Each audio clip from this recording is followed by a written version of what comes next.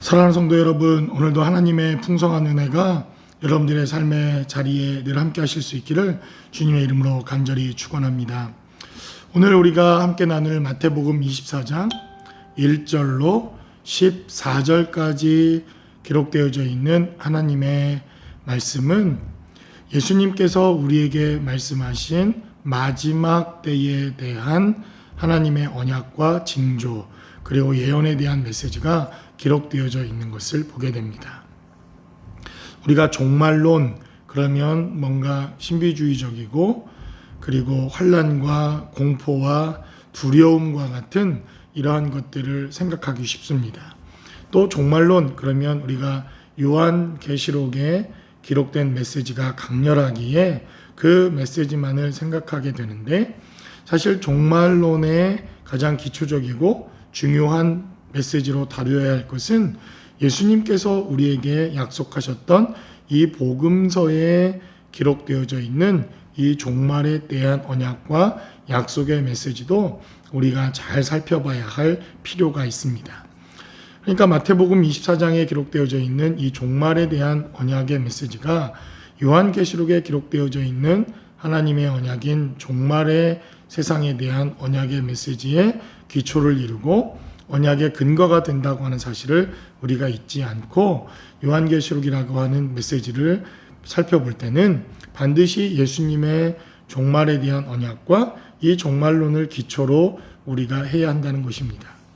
그래서 오늘 본문에 기록되어져 있는 마태복음 24장 1절로 14절까지 기록되어져 있는 예수님의 종말론을 우리가 크게 두 가지 현상으로 그렇게 살펴볼 수가 있습니다.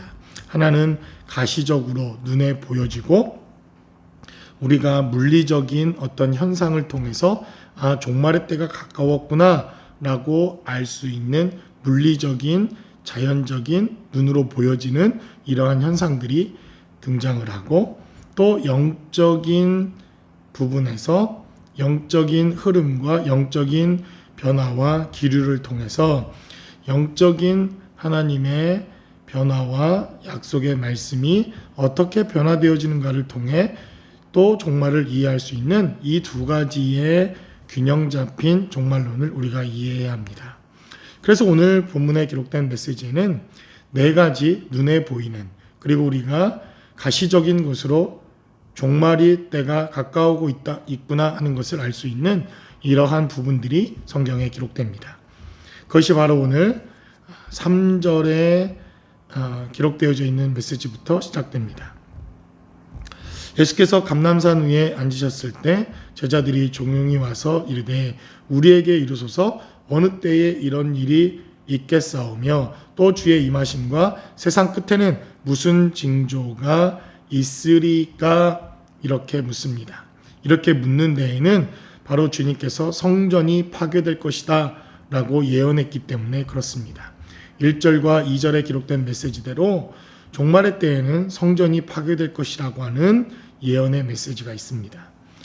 마찬가지로 또 본문에 기록된 메시지를 살펴보면 이단들이 등장하게 됩니다. 4절에 기록된 메시지대로 예수께서 대답하여 이르시되 너희가 사람의 미혹을 받지 않도록 주의하라. 많은 사람이 내 이름으로 와서 이르되 나는 그리스도다 라고 하여 사람들을 미혹할 것이다 라고 말합니다.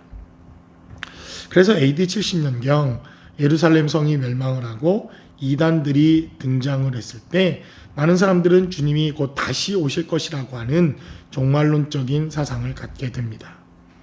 그러나 그 이후에 기록되어져 있는 예수님의 메시지를 살펴보면 종말의 때에 아직 이루어지지 않은 사건이 있었기에 우리가 종말의 메시지를 균형 잡힌 시각으로 봐야 할 필요가 있다는 것입니다. 또 6절에 기록된 대로 난리와 난리 소문을 듣겠으나 너희는 삼가 두려워하지 말라.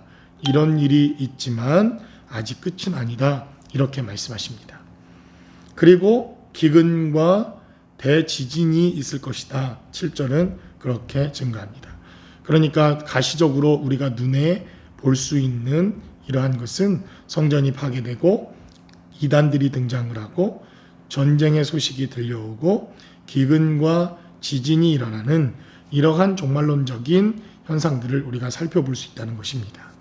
그리고 또 주님께서 말씀하시기를 8절은 이 모든 것은 재난의 끝이 아니라 시작이다 이렇게 말씀하십니다.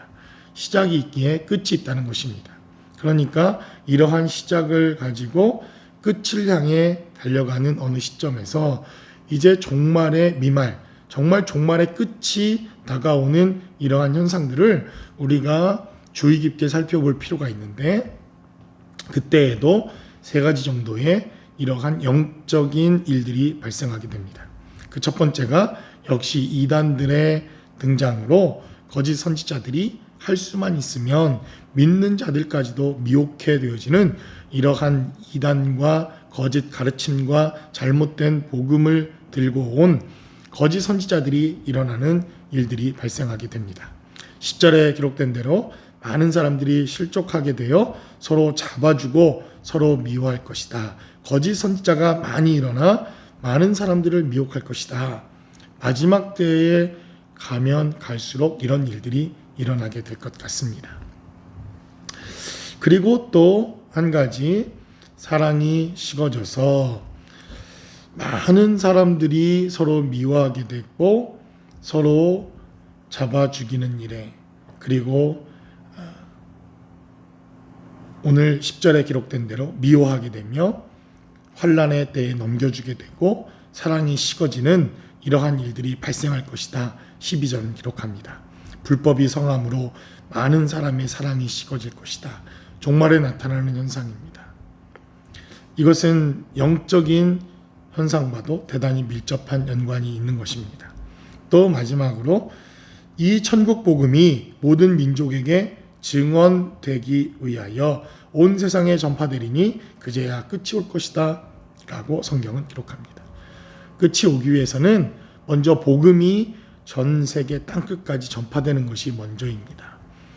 그래서 우리가 복음을 전하는 것을 힘쓰는 것, 하나님의 말씀을 전하는 것을 힘써야 할 이유가 있습니다. 1세기 초 주님이 죽으시고 부활하시고 난 이후 승천하신 후 AD 70년경 성전이 파괴되어지고 환난과 고난의 때가 시작됩니다. 그래서 그들은 마라나타 주님의 오심을 기다립니다. 그러나 마지막 땅끝까지 하나님의 복음이 아직 전파되지 아니하였기에 하나님의 언약과 약속은 그 1세기 때에 일어나지 않습니다.